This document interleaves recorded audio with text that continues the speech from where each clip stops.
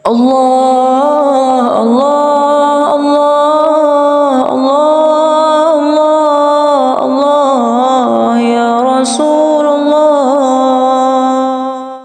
Assalamualaikum warahmatullahi wabarakatuh. Sahabat lisan Islamiyah yang dirahmati oleh Allah Subhanahu wa taala.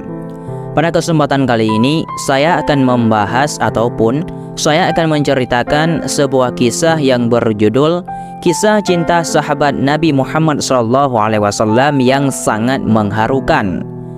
Namun sebelum itu, buat kalian semuanya yang tidak ingin ketinggalan kisah-kisah lainnya ataupun kisah-kisah terbaru sebelum menonton video ini, jangan lupa untuk menekan tombol subscribe-nya agar channel kita makin maju dan juga makin berkembang dan yang pastinya bermanfaat. Amin ya rabbal alamin. Dan juga bagi kalian semuanya, jika menonton video ini, nontonlah sampai habis karena ditakutkan akan terjadi kesesatan. Kisahnya sebagai berikut. Sebuah pernikahan berlangsung sederhana di kota Madinah, yaitu di masa Rasulullah SAW. Pernikahan siapakah itu? Yaitu pernikahan antara dua sahabat Nabi dari suku Aus, yakni pernikahan Handalah dan Jamilah. Jika semua kebahagiaan di dunia ini dikumpulkan, mungkin tak lebih besar dari kebahagiaan keduanya di hari itu. Baik Handalah dan Jamilah diliputi rasa cinta tak terkira. Begitu akad sah, keduanya dipertemukan kali pertama. Bertemulah dua cinta sejati lagi murni, yang menyempurnakan separuh agama dengan saling mencintai, beribadah dengan saling mencumbu, berjanji akan saling setia hingga mati. Namun takdir telah mencatat dengan cerita cinta berbeda. Sebesar-besarnya cinta manusia, harus ada cinta yang lebih besar, yakni cinta kepada Allah dan Rasulullah. Handalah dan Jamilah pun diuji dengan cinta hakiki tersebut. Baru saja merasakan manisnya pernikahan, terdengar seruan untuk perang bersama Rasulullah. Muslimin diminta untuk membela agama, menjadi pasukan Rasulullah, membuktikan cinta mereka kepada Allah.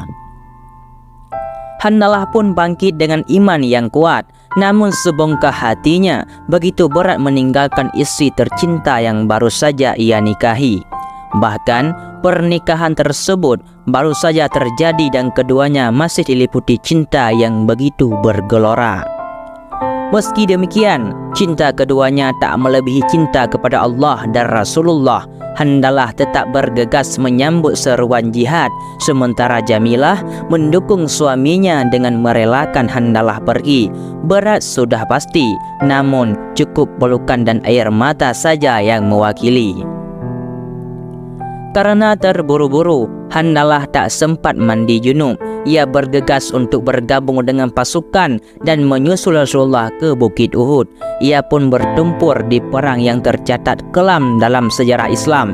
Ialah perang Uhud yang menghasilkan kekalahan di pihak muslimin dikarenakan sebagian pasukan tergiur dengan harta ghanimah. Begitu banyak muslimin yang syahid di perang tersebut. Salah satunya ialah Handalah. Allahu Akbar, Allahu Akbar, Allahu Akbar. Sang pengantin baru saja menemui ajal di hari pernikahannya. Sementara itu di kota Madinah, Jamilah menunggu dengan sabar. Ia pun kelelahan hingga tertidur. Dalam tidurnya, Jamilah memimpikan kekasihnya tercinta. Ia melihat Handalah menuju langit, kemudian dibukakan langit untuknya. Setelah suaminya naik, langit itu pun tertutup kembali. Jamilah begitu bahagia melihatnya. Namun ia kemudian menjadi gusar dikarenakan awan mendung berdatangan dan membuat hatinya yang tegar menjadi penakut dalam sekejap. Jamilah terbangun. Tak ada firasat tentang kematian sang suami dari mimpi tersebut. Justru ia menyangka tafsir mimpi tersebut merupakan tanda akan adanya fitnah dalam rumah tangganya. Jamilah justru mengumpulkan saksi pernikahannya dan meminta mereka untuk mengabarkan kepada masyarakat bahwa ia dan Handalah telah menikah. Ia tak tahu bahwa suaminya telah diangkat para malaikat. Tak terbesit dalam benaknya suaminya akan pergi selama-lamanya. Tak terpikirkan olehnya bahwa muslimin akan kalah dalam perang dan meninggalkan banyak syahid. Jamilah tak pernah menduga bahwa ia akan menjanda di hari pernikahannya. Jenazah Handalah telah terbujur kaku bersimbah darah. Ketika perang usai, Rasulullah SAW mendapati jenazah tersebut. Ada hal menakjubkan terjadi. Handalah meninggal di atas tanah yang darinya menetes air. Rasulullah kemudian bersabda, sesungguhnya para malaikat tengah memandikannya. Para sahabat pun mengabarkan kepada Rasulullah bahwa Handalah baru saja menikah dan ia pergi berperang dalam keadaan junub. Masya Allah. Karena itulah jenazah Handalah dimandikan oleh malaikat. Padahal para mujahid biasanya dikubur tanpa dimandikan dan tanpa dikafani. Namun Handalah dimandikan oleh malaikat karena pernikahannya sebelum perang. Sejak saat itu, Handalah tak hanya dijuluki mujahid, namun disebut pula sebagai ghasilul malaikah, yakni orang yang dimandikan oleh malaikat. Sementara Jamilah, ia menerima takdir pahit kematian suaminya. Meski berstatus janda, Jamilah bersabar dan bangga berstatus istri mujahid, istri sang ghasilul malaikah. Semoga Allah meridhai Handalah dan Jamilah dan menyatukan keduanya kembali di surganya. Amin amin ya rabbal alamin. Jadi hanya inilah yang dapat saya sampaikan. Mudah-mudahan bermanfaat bagi kalian semuanya. Saya akhiri wallahu alam bisawab.